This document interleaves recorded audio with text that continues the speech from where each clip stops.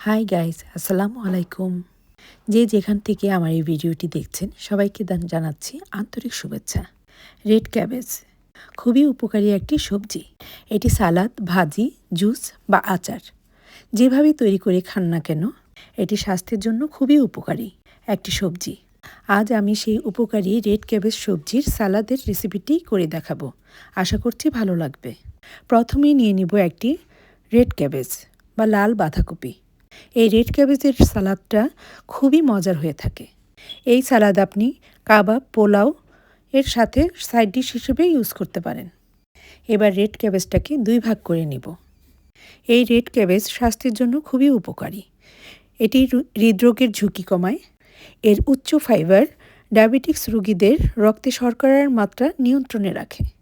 এবার একটি গ্রেটারের মাধ্যমে রেড ক্যাবেজটা গ্রেট করে নিব। আপনি আপনার পছন্দ মতো রেড ক্যাবেজটা কেটে নেবেন, তবে কাটার সাইজটা যেন একই রকমের হয় সেদিকে লক্ষ্য রাখবেন।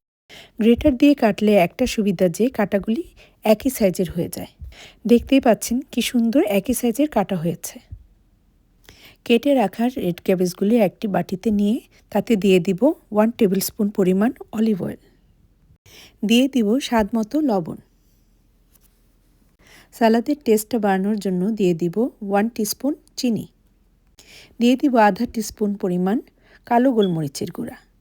সব শেষে দিয়ে দিব একটা লেবুর অর্ধেকটা জুস করে। লেবুর রসটা দিয়ে হাতের সাহায্যে খুব ভালোভাবে মেখে নিব।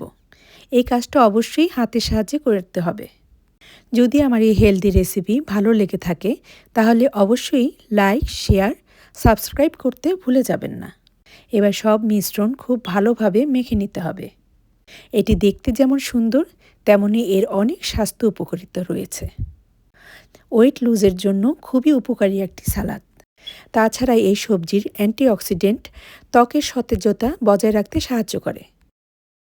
এই রেড ক্যাবেজের গুণাগুণ বলে শেষ করা যাবে না। সর্বোচ্চ পুষ্টি পেতে এটি কাঁচা অথবা হালকা সিদ্ধ করে খেতে পারেন।